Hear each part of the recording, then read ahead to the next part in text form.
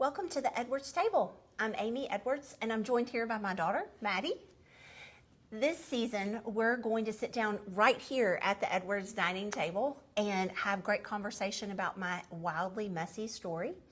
And thankfully, there's a beautiful ribbon of redemption woven throughout that only God himself could weave through it. So super excited to be here. Thanks for joining. Grab a seat and let's jump in.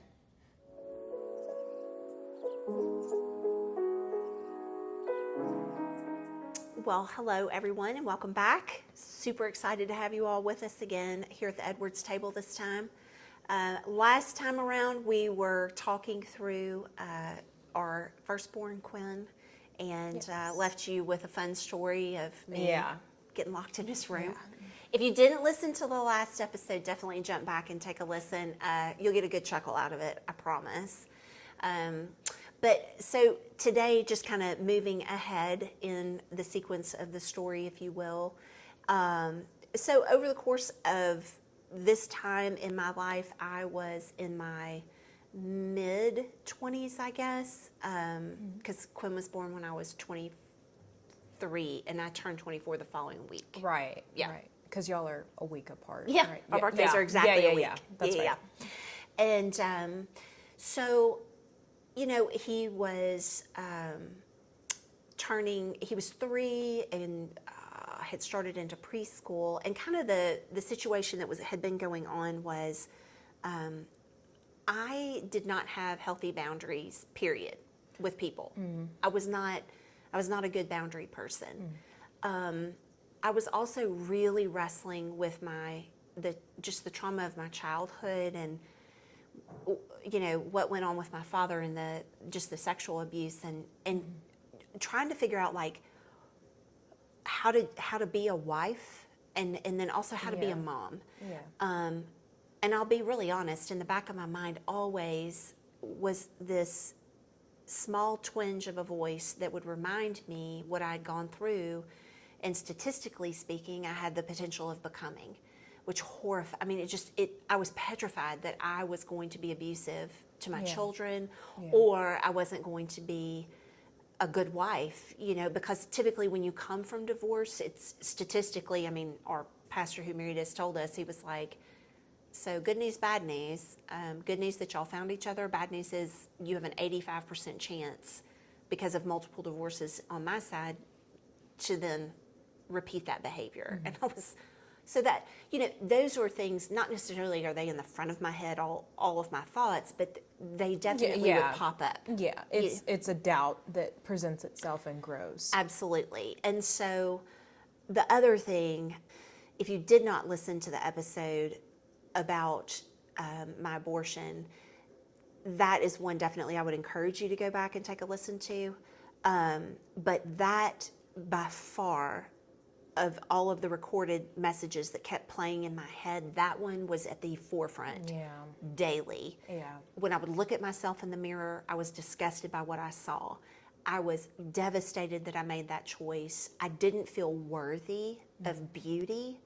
And so I know I had talked about tagging on a bazillion pounds when I was pregnant with Quinn, but I held on to that weight because I felt that was kind of my punishment, if you will. I should not be able to feel good in my own skin. So I'm carrying all of these things. I'm telling you all of these things to then take you into this next part of my story. And so not a healthy boundary person at all, horrible at it. Pretty much was a doormat in my 20s for sure.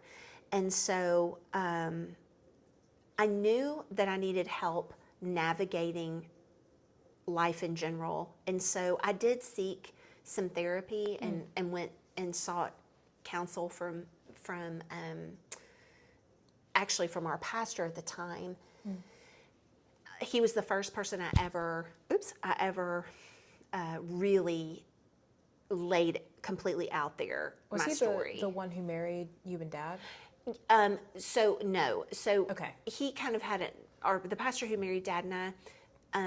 We went to that church until I got the job. Oh, okay. I see what you're saying. And moved over, and we started attending the church that I worked at just for it made logical sense or whatnot. Convenience. Yeah. And so it was amazing because I had someone who could speak into me, but also was conscientiously like praying for me and Yeah. giving me guidance, and good guidance, not, like some of the wackadoodle things that others would tell me. And so with Quinn, being his mom, I struggled feeling adequate as a mom. I always felt like I wasn't necessarily doing a good job, and I was definitely a book reader. I would read and articles, I would read books, and ask girls my age, what they were doing, which I didn't have a ton of friends at that point. But with Quinn, we kept noticing, like, he would take turns going to the grandparents, right, and spending Yeah. the night and things like Yeah. that. And by the time he was turning 3, he was getting really almost out of control with, for instance, he was used to pretty much getting anything he wanted. And so, like, if a toy would break, what he would throw up in our face would be, well, I'll just get a new one when I go to grandma's. And Dad and I knew at that, even that young and that new to parenting, that was not what we wanted our children to be like. Right. We wanted children who were grateful and respectful. And so there was tension in that with my family, and trying to, and even on Dad's side, his mom Annie, coming at it from a grandparent's perspective, and completely I understand a grandparent's perspective, not being one yet. I know I will be one day. Here's hoping. Yeah. It's coming. I know it will. But also that I wanted y'all to have grandparents, but I also, again, with the boundary situation, didn't know how to lay a really good boundary for that. Like, have fun at grandma's and granddad's, have fun at Annie's, and when you come home, this is the rule. Well, the problem was when at that point, Quinn only, because you hadn't been born, but when he would come home, the rules didn't apply because we were getting overstepped. Yeah. And so what I realized was I needed some space from that, and I talked to them about that, but I wasn't getting what I was asking for. Right. And granted, I mean, I want grandparents around and whatnot, but at the same time, to be able to also just have some normalcy at home, it was very difficult because we all lived in a 2.5 mile radius of one another. Yeah. All 3 houses were very close. And I didn't know how to ask and hold the expectation. I knew what I wanted, but to be able to hold the expectation. Yeah. And so we tended to do a little bit of talking, but not a ton. And the more I asked, the more I got pushback that I wasn't going to tell anyone what to do. And it wasn't that I wanted to tell anyone what to do. It was that I wanted Quinn at that time to have the best outcome. And so, I asked my pastor, I was like, I don't know what to do. Like, I really don't know what to do. And so he put me in touch with a therapist. So I started Gotcha. Officially going into therapy counseling. And then also he recommended that we ask for the grandparents to just step back and give us a few weeks worth of time. And so I asked for that in a conversation, and that went nowhere. So then I hand wrote a note, and I took it and put it in the mailbox. And the timing of that could not have been worse. Oh.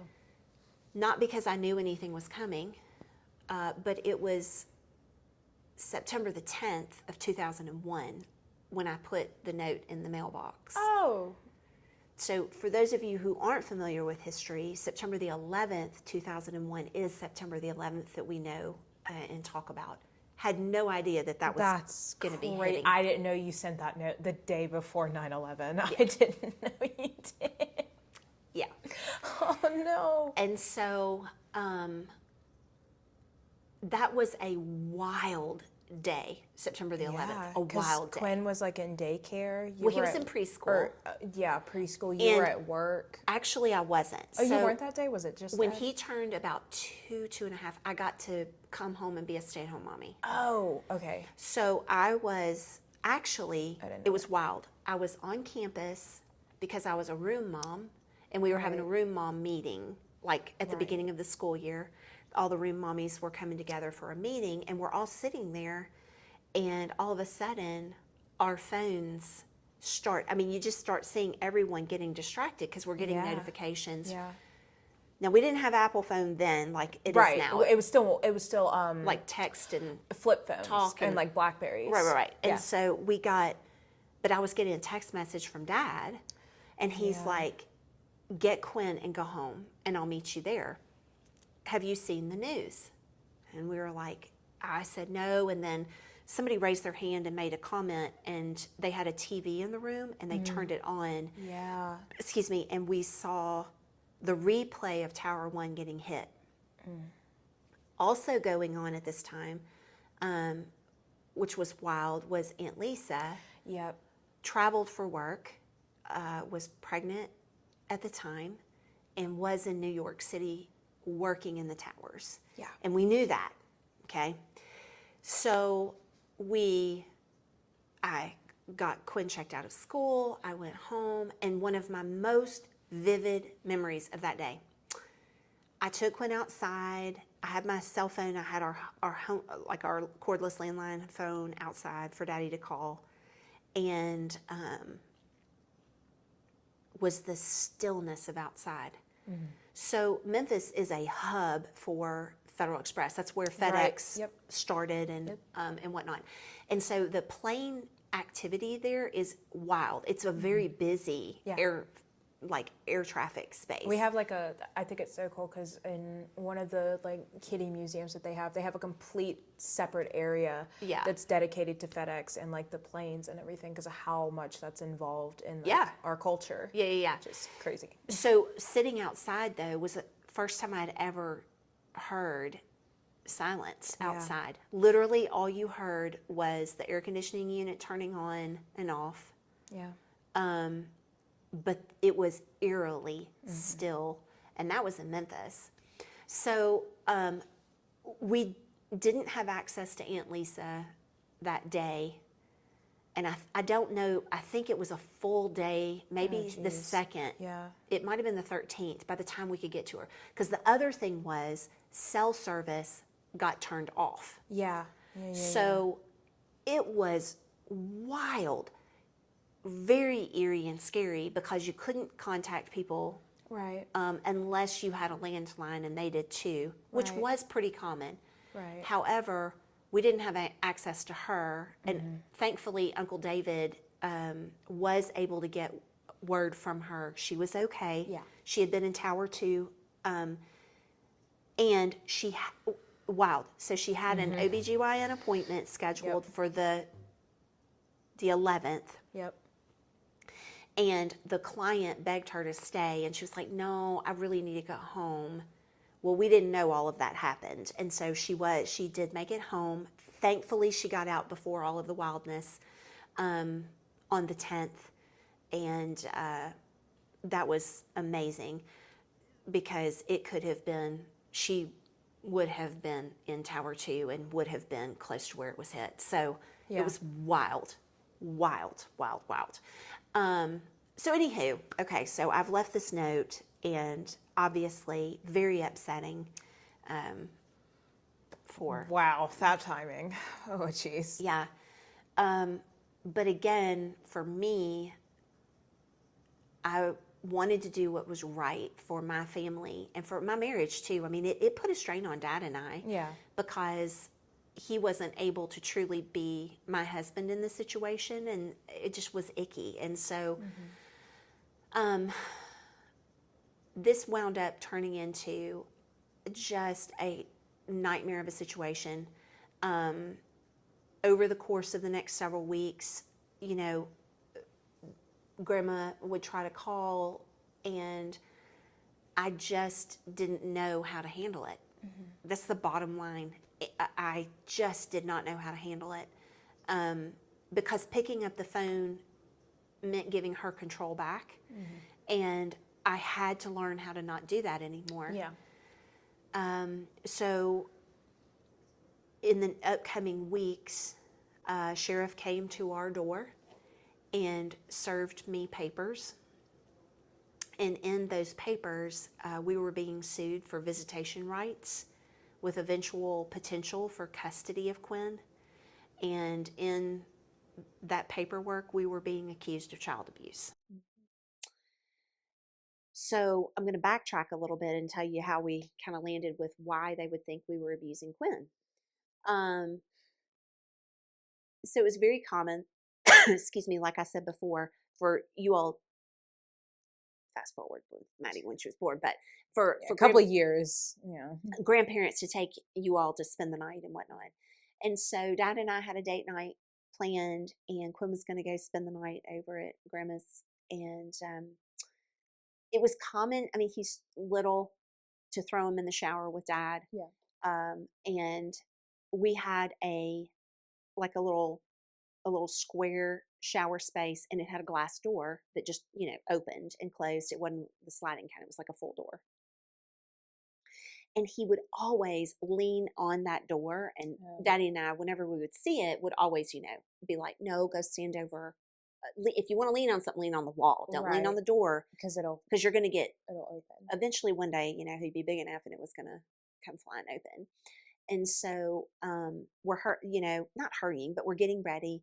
I'd already showered, put Quinn in the shower with Dad. He was getting him done. I turn around, and the next thing I see Quinn, and I'm like, son, get off the shower door. It's gonna open. You're gonna hurt yourself. And he moved.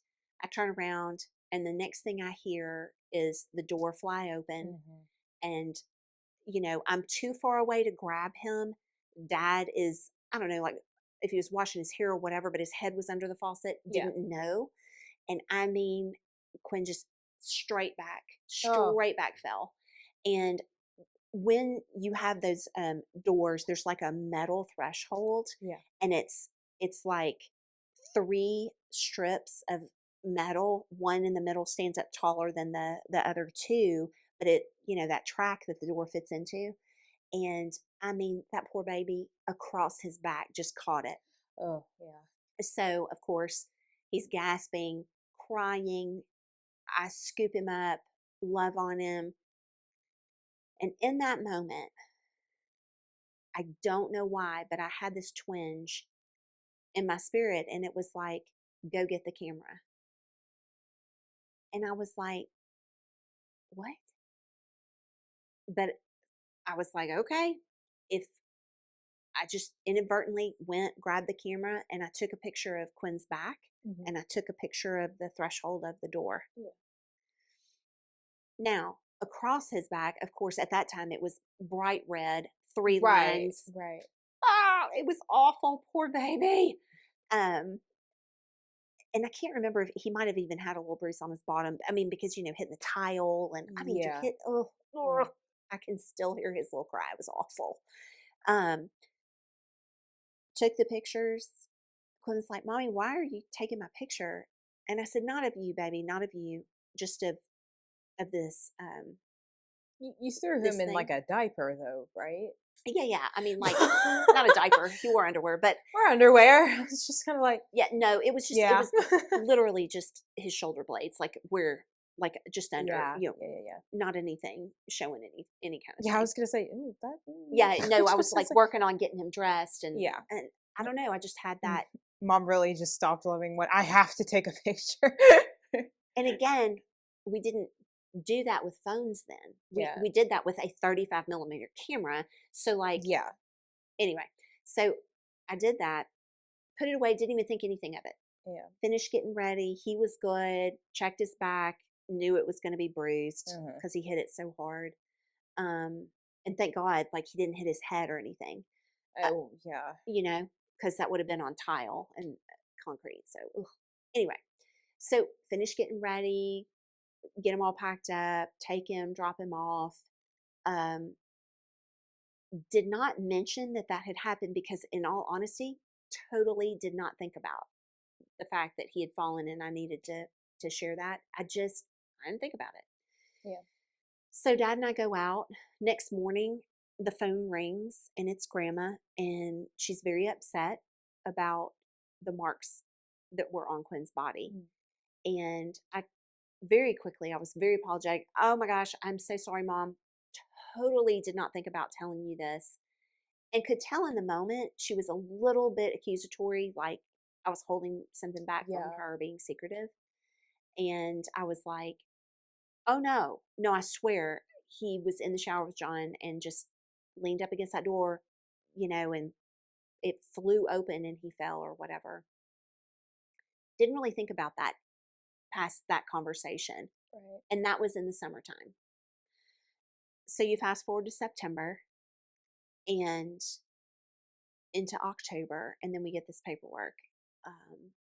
So we have to go hire an attorney, and spend several $1,000s to put him on retainer. I was just flabbergasted. I could not fathom, one, that anyone would think that your dad or I were even capable of abusing you two, or him at that time. But and not to say that we're perfect by any stretch of the imagination, because we're not.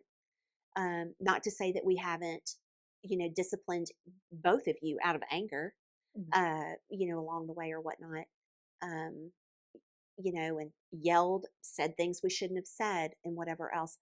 But I mean, like, literally could not fathom that could ever be assumed about either one of us. Yeah.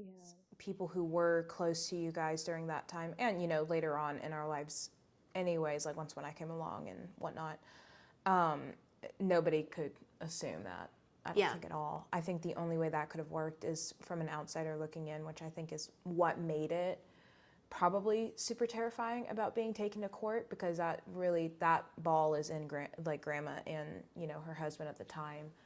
That's in their court, because that's what court is. It's a game of who can persuade who the best. Oh yeah. And so we were petrified. Yeah. And so we had people showing up at the church, at our jobs, checking in on Quinn and all of these things. And it was, so we went through this for several months waiting to go to court. Yeah. Like I had said, I had been going to therapy. Thank God for that. That was a saving grace. And, in that time, when we were served, our attorney asked us, he was like, well, you don't want to go to court, right? And we're like, absolutely not. No. 1,000%. And we were like, we're more than happy to go to counseling, because I feel like I needed someone who wasn't Dad and wasn't part of the situation to be able to speak into all of us. Mm-hmm. I felt like that was going to help heal this and help, give us tools to be able to communicate and set up these boundaries better. Mm-hmm. But at the time, I felt very helpless on my own.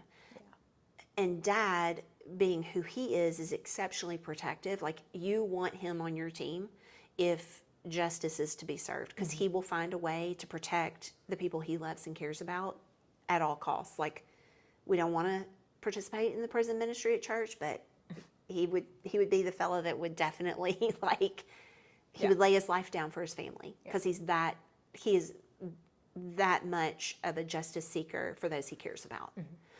Mm-hmm. And so he was not helpful for me in terms of giving me tips and tricks on what to do, because I just was horrified. I was like, I'm not screaming at people. I'm not strong enough to go out there and whip fannies and things like that. Nor did I want to get into some kind of physical altercation. And he also was like, I think you need to go to counseling, and you need to get help doing this.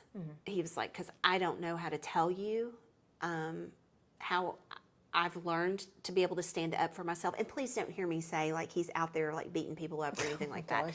But verbally, he doesn't have a problem setting a boundary. Yeah. You know what I mean? So all this to say, we told our attorney, hey, we are more than happy to go to counseling and are begging that we not go to court.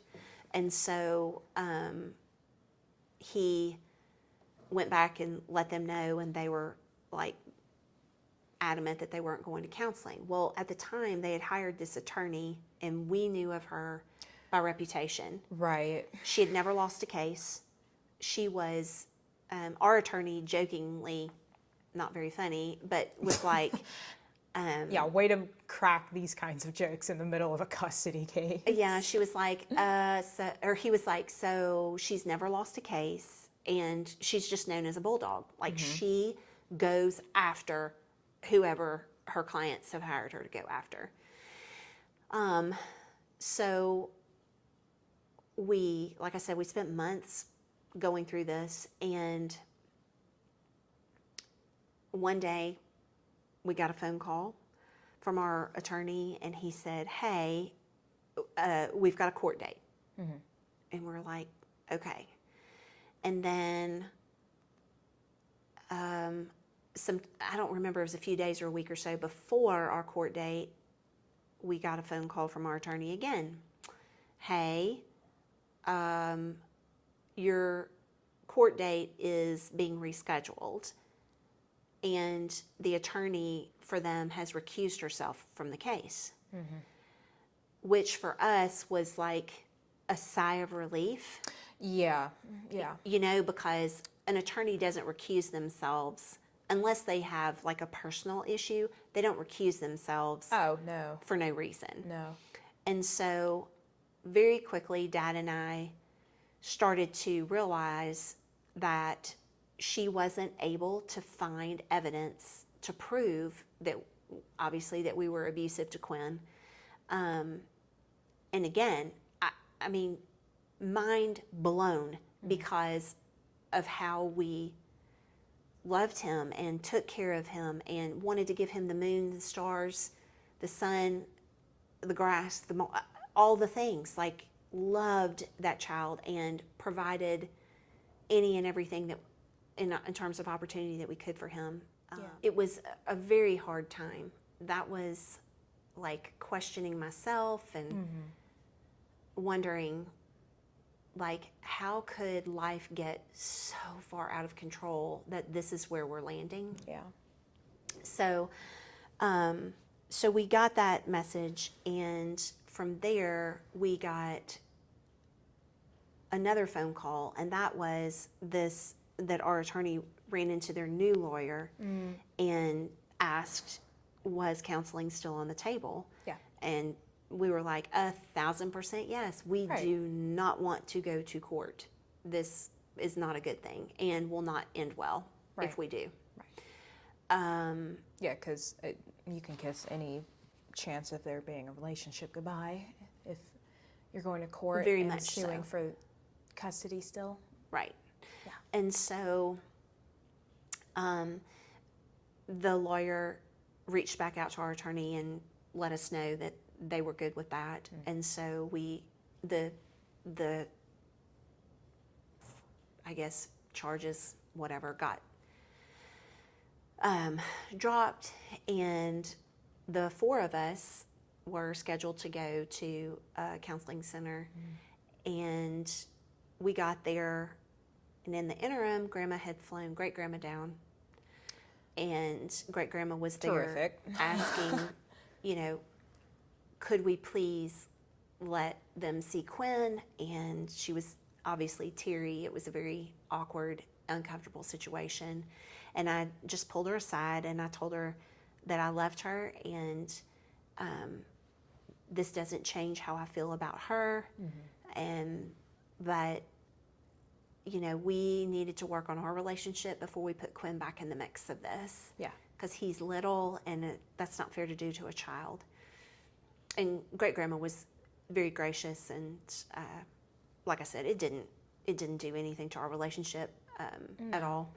But so the four of us went back with the counselor, and we sat down, and we were getting ready to sit down, and she said, "Oh, so we're here to talk about visitation and when that's going to begin for Quinn." And Dad very quickly said, "No, that's not what we're here to talk about. We're here to figure out a path forward, and when we feel comfortable with Quinn visiting, then we will do that." Right. And we all got on the same page very quickly.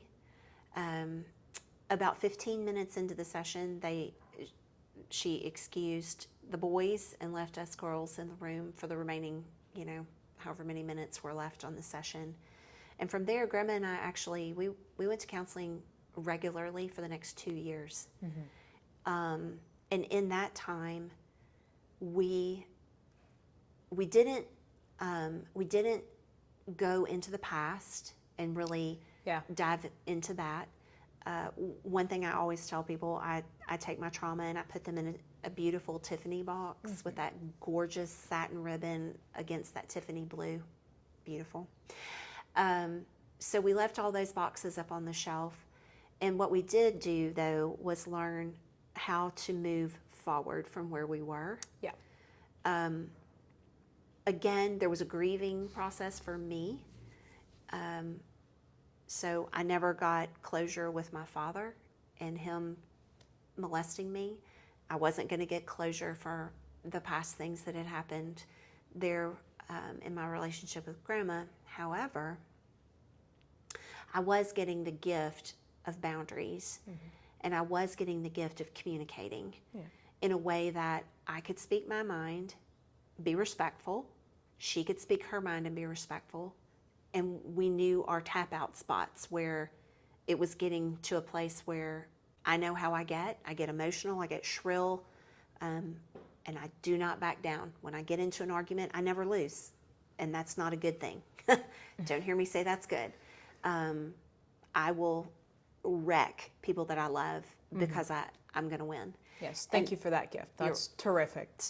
Blessings, you're welcome, among others.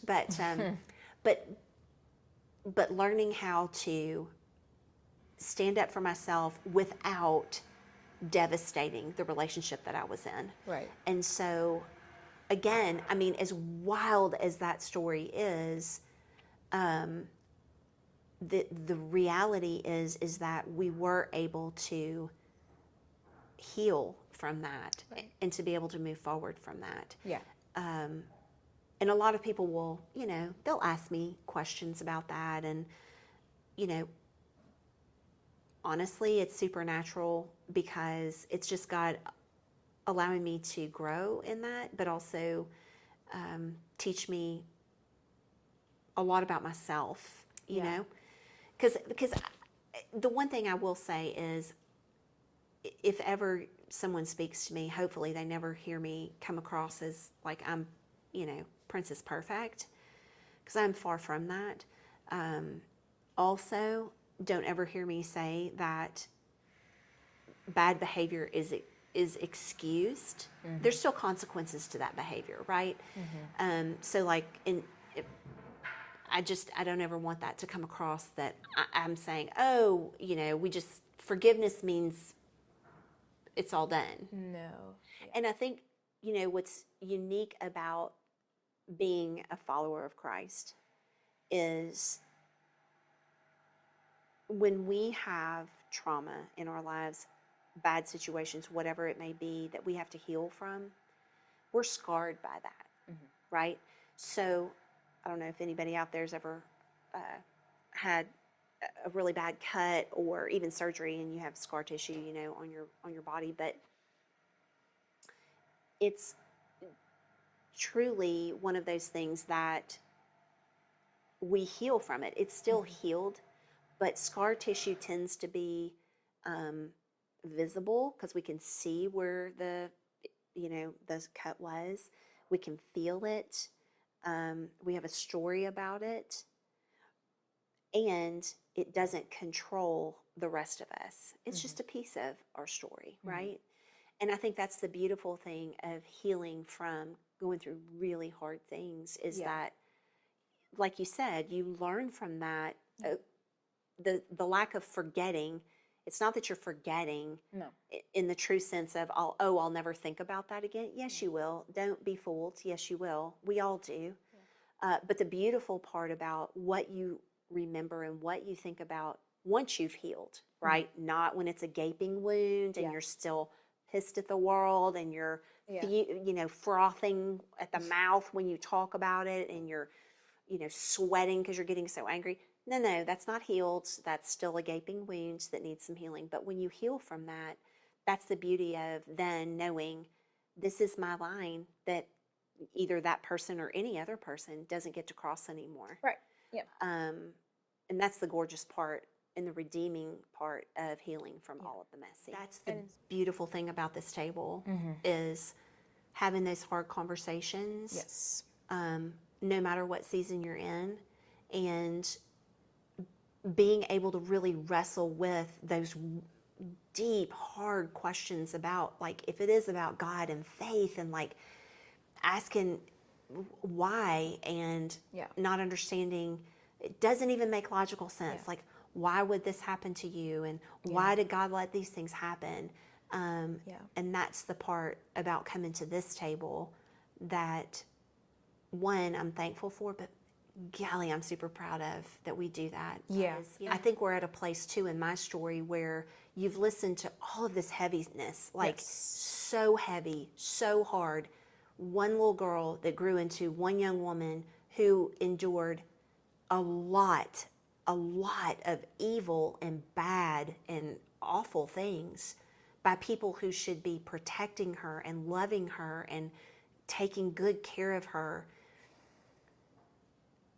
who also has a relationship with God through Christ, and only because of that can sit here today and have this conversation with her own daughter. Right. And I think that's the beautiful, I will say it over and over again, you'll hear me say this throughout many of our episodes, is this for our human brain to be able to see, because I'm visual, but this ribbon that God just weaves through my story of redeeming and placing just the right person or just the right circumstance in just the right moment.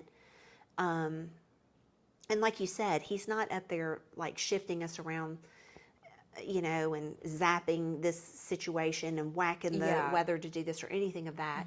We can never comprehend his sovereignty. No. Ever. However, exactly what you said, the making peace with the fact that he has woven us in our mother's womb, knows the number of hairs on our head, planned us with a divine purpose, created us in his own image. Put us on this earth for however short or however long. With plan and purpose. Yeah. Every breath that we take, every word that we utter, he will make a way. And truly what it is it's to draw humankind to him. Yes. And so with that, y'all, how beautiful is that? I just want to say, we are so glad that you all are here, and thank you for stopping by today and pulling up a chair to this table with us. Definitely hope that you'll come along for the rest of this journey for season 1, because we got some more. I know. I know it's hard to believe, but we got more. So thanks, Mad. Of course. Thank you. Been a good one. Good. I've loved this. Yeah.